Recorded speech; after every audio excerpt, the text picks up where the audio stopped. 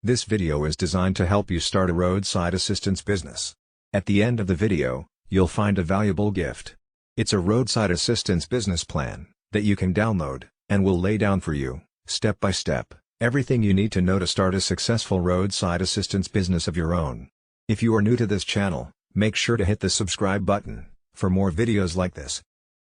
A roadside assistance business is a business that helps motorists who are stranded on the road due to a disabled vehicle. Such assistance could include providing gas, fixing flat tires, offering jump starts, or ultimately towing the vehicle to a nearby mechanic, if a roadside repair is not possible. A roadside assistance business generates revenue by collecting fees in exchange for providing these services. How much money can you make with a roadside assistance business? Although there isn't data around revenue for a roadside assistance business that is perfectly on point, I was able to find some pretty reliable data for tow truck operators. As you can imagine, a large part of roadside assistance is being able to tow a stranded vehicle to a local mechanic's shop, so I think it's a pretty good proxy.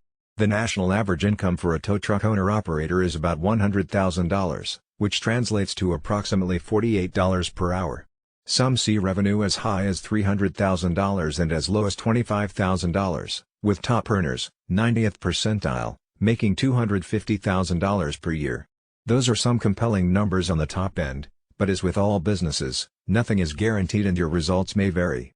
Some of the things that could affect your profitability include how well you market your business, how many jobs you can get on a consistent basis, whether you have employees, and how well you manage your ongoing expenses in general. How much does it cost to start a roadside assistance business? If you want to start a roadside business with a brand new flatbed tow truck, and you don't finance or lease it, you'll need at least $90,000. If you finance or lease your vehicle, you may be able to dramatically reduce that amount to just a few $1,000s. Some dealers offer no money down options if you qualify.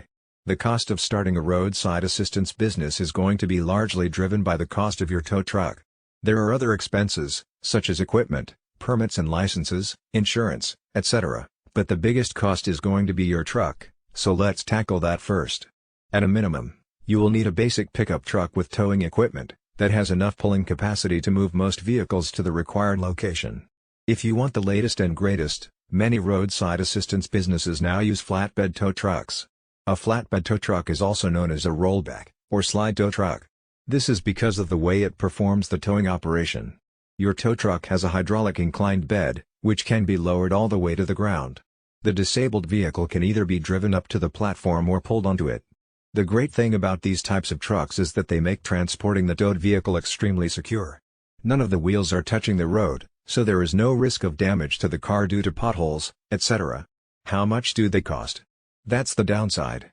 New rollbacks can run well over $100,000, but I have seen some that sell for around $80,000. Now if you go used, the prices drop significantly. I have seen used ones for well under that amount, like $40,000.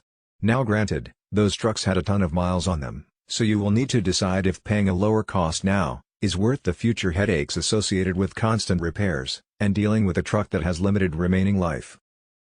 If you want to see a pretty good selection of new and used flatbed tow trucks, check out ComericalTruckTrader.com. If the cost of flatbed truck seems too steep, there are more affordable options.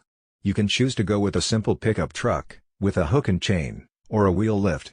Wheel lifts are interesting options because they are easy to operate and can tow cars without causing potential scratches, unlike a hook and chain.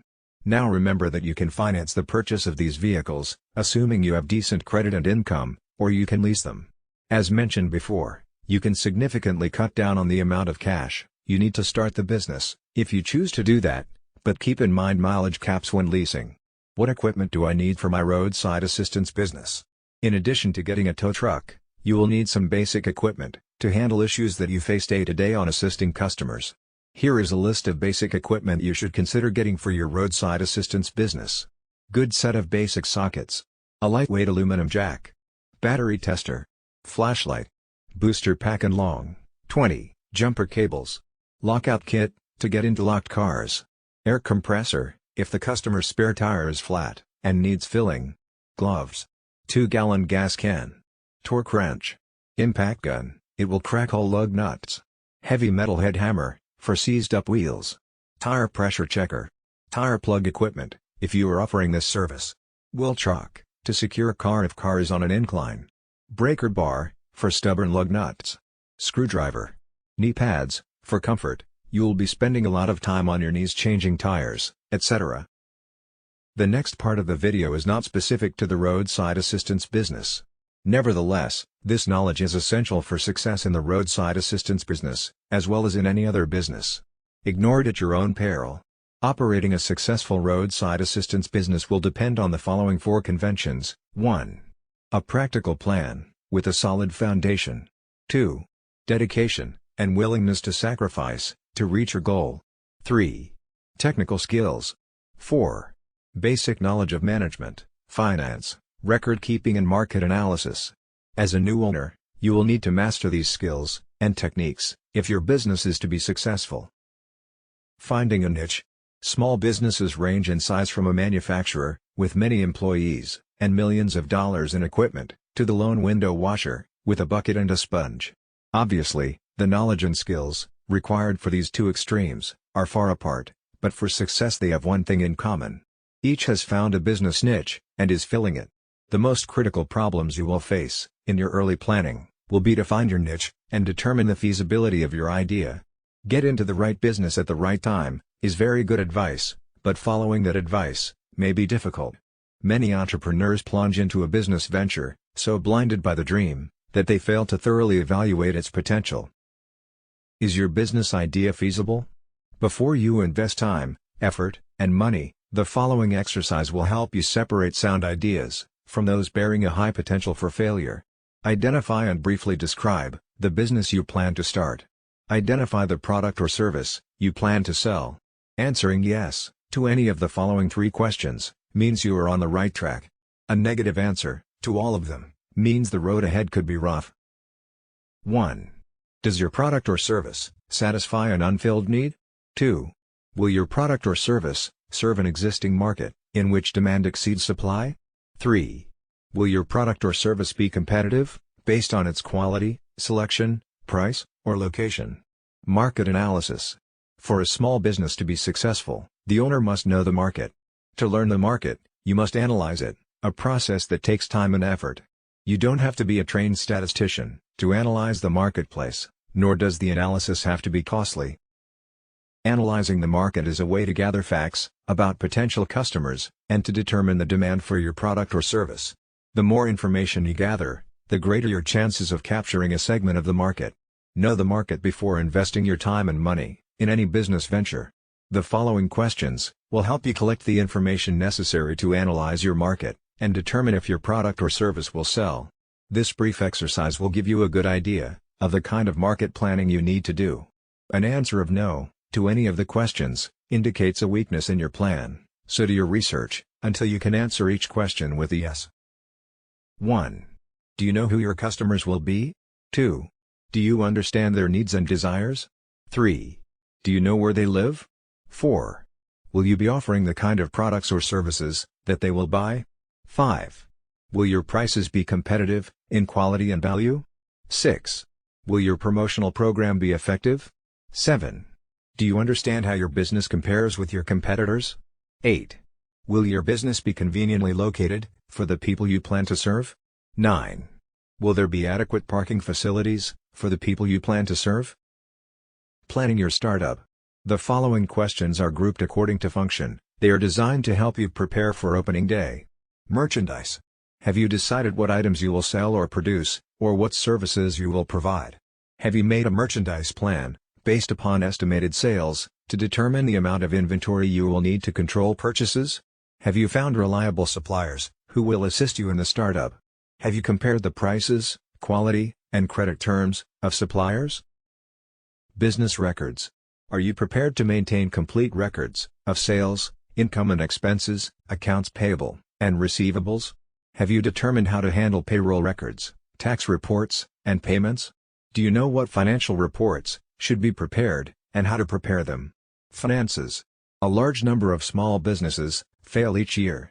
There are a number of reasons for these failures, but one of the main reasons is insufficient funds. Too many entrepreneurs try to start and operate a business without sufficient capital, money. To avoid this dilemma, you can review your situation by analyzing the following 3 questions. 1. How much money do you have? 2. How much money will you need to start your business? 3. How much money will you need to stay in business? In order to answer the second question, how much money will you need to start your business? You need to prepare an estimate of all your startup costs. Here is a list of items you may need to take into account. Note that this list is for a retail business. Items will vary for service, construction, manufacturing or online firms. Decorating and remodeling, fixtures and equipment, installing fixtures and equipment, services and supplies, beginning inventory cost, legal, professional fees, licenses and permits, telephone utility deposits, insurance, signs, advertising for opening, unanticipated expenses. Now, the answer to the third question, how much money will you need to stay in business? Must be divided into two parts, immediate costs, and future costs. From the moment the door to your new business opens, a certain amount of income may come in. However, this income should not be projected in your operating expenses. You will need enough money available to cover costs for at least the first 3 months of operation. The following list will help you project your operating expenses on a monthly basis. Typical expenses for 1 month may include your living costs, employee wages, rent, advertising, supplies, utilities, insurance, taxes, maintenance, delivery, transportation, miscellaneous. Now sum up the total estimated monthly expenses and multiply it by 3. This is the amount of cash you will need to cover operating expenses for 3 months. Deposit this amount in a savings account before opening your business. Use it only for those purposes listed in the above list, because this money will ensure that you will be able to continue in business during the crucial early stages. By adding the total startup costs to the total expenses for 3 months, you can learn what the estimated costs will be to start and operate your business for 3 months. By subtracting the totals of the lists from the cash available, you can determine the amount of additional financing you may need, if any. Now you will need to estimate your operating expenses for the first year after startup. The first step in determining your annual expenses is to estimate your sales volume, month by month. Next, determine the cost of sales. You may want to use a spreadsheet to do this. After startup, the primary source of revenue in your business will be from sales, but your sales will vary from month to month because of seasonal patterns and other factors. It is important to determine if your monthly sales will produce enough income to pay each month's bills. An estimated cash flow projection will show if the monthly cash balance is going to be subject to such factors as the following: failure to recognize seasonal trends, excessive cash taken from the business for living expenses, too rapid expansion, and slow collection of accounts if credit is extended to customers. Conclusion: if you have carefully answered all the questions in this video, you have seriously thought about your goal. However, there may be some things you may feel you need to know more about. Owning and running a roadside assistance business is a continuous learning process. Research your idea, and do as much as you can, yourself, but don't hesitate to seek help from people who can tell you what you need to know. As we conclude this video, it's time you get your free Roadside Assistance Business Plan gift. Go to the description below this video to get it now. It is completely free, no strings attached. Thanks for watching. If you enjoyed this video, please like and hit the subscribe button for more videos like this.